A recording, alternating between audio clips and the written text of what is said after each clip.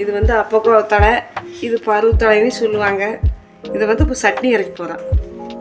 தேவையான பொருட்கள் பார்த்துடலாம். கொஞ்சம் ஒரு 100 கிராம் சின்ன வெங்காயம், ஒரு 2 ஸ்பூன் கடலைப்பருப்பு, 2 ஸ்பூன் உளுந்தும் பருப்பு, 1 ஸ்பூன் மல்லி, 1 ஸ்பூன் சீரகம், ஒரு 10 மிளகாய், வர மிளகாய் சின்ன காய் இருக்கிறதுனால 10 போடுறேன். கொஞ்சோண்டு பெருங்காயம், கட்டி பெருங்காயமாக இருக்குது. நீங்கள் தூள் பெருங்காயமாக இருந்தாலும் போட்டுக்கலாம். கொஞ்சோண்டு சின்ன இது பூண்டு, சிறிதளவு கருவேப்பிலை தழை, அதுக்கு கொஞ்சம் தேங்காய், கொஞ்சம் மல்லித்தழை, இவ்வளோதாங்க இருக்குது. இப்போ வறுத்துக்கலாம். வறுத்துட்டு காட்டுறோம். இதுக்கு தேவையான புளி தண்ணீர் அலசி வச்சுக்கலாம். புளியில் மண் இருக்குது, நான் அலசி எடுத்துகிட்டு வந்திருக்கிறேன்.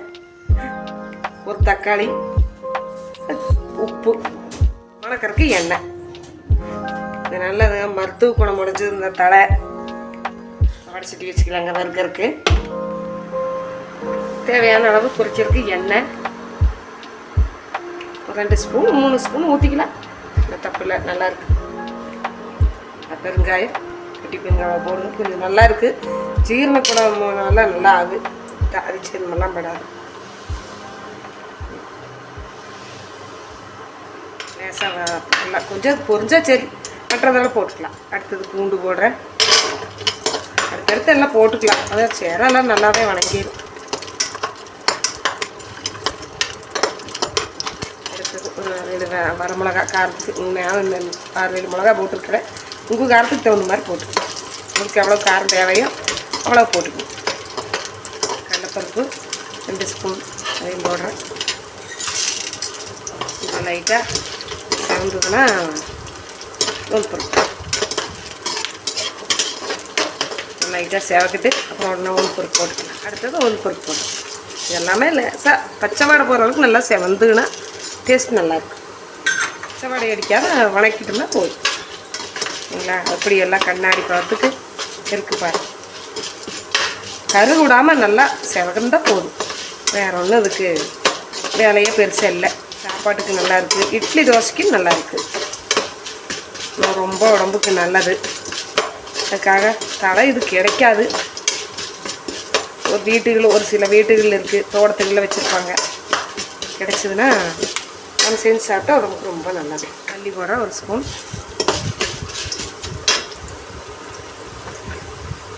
அடுத்தது சின்ன வெங்காயம் 100 கிராம் போட்டுறேன்.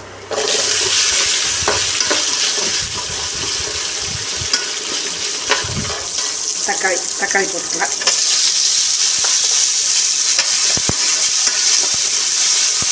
லைட்டாக வணங்குது. தக்காளி வணங்கோட தழைக்கு எப்படி வணங்கிருக்கு பார்த்தீங்களா? இந்த அளவுக்கு இதை கரு கொடுக்கூடாது. கருச்சுன்னா டேஸ்ட்டு மாறிடும்.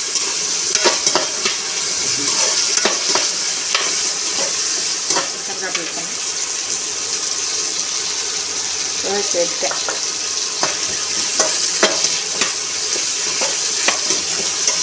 தலைங்க அப்பப்போ தலை போட்டுக்கலாம்.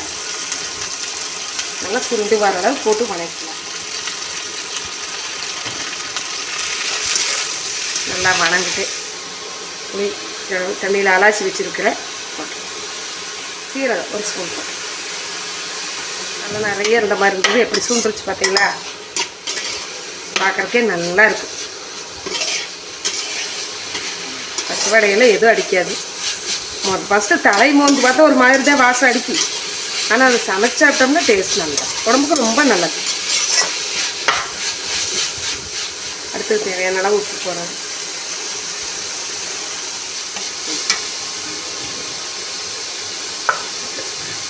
தேங்காய் போடுறேன்.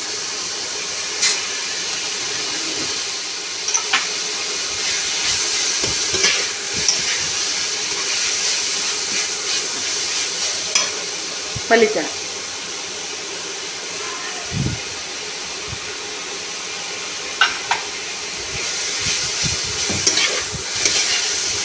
மல்லித்தழை நல்லா வணங்கணுங்கிறது இல்லை.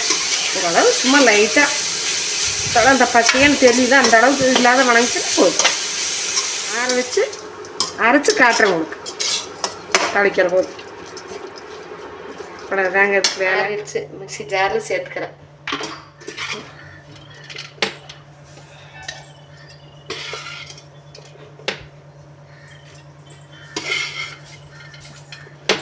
சேர்த்தாச்சு. அதை அரைச்சி காட்டிட்டேன். அவ்வளோதாங்க, அரைச்சிட்டேன். தாளிச்சு காட்டு.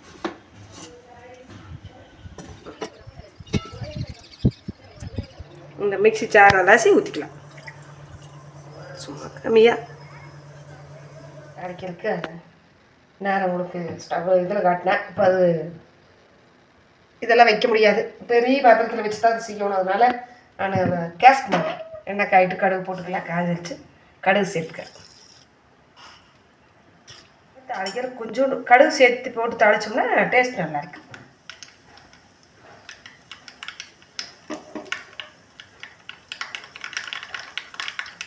கடலைப்பருப்பு, உளுந்து பருப்பு கொஞ்சம் சேர்த்து போட்டோம்னா பல்லுக்கு கடி விடுற போது நல்லாயிருக்கு டேஸ்ட்.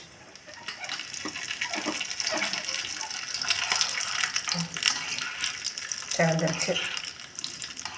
லைட்டாக சேர்த்து கரு கூடக்கூடாது, லைட்டாக சேர்த்து ஒரு 2 வரமிளகாய் கிள்ளி வச்சுருக்கிறேன்.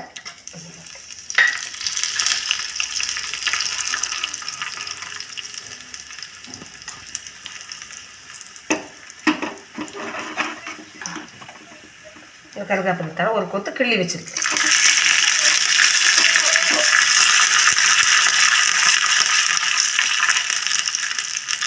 அவ்வளோதான். சட்னி சேர்த்துக்கேன். இவ்வளோதான்.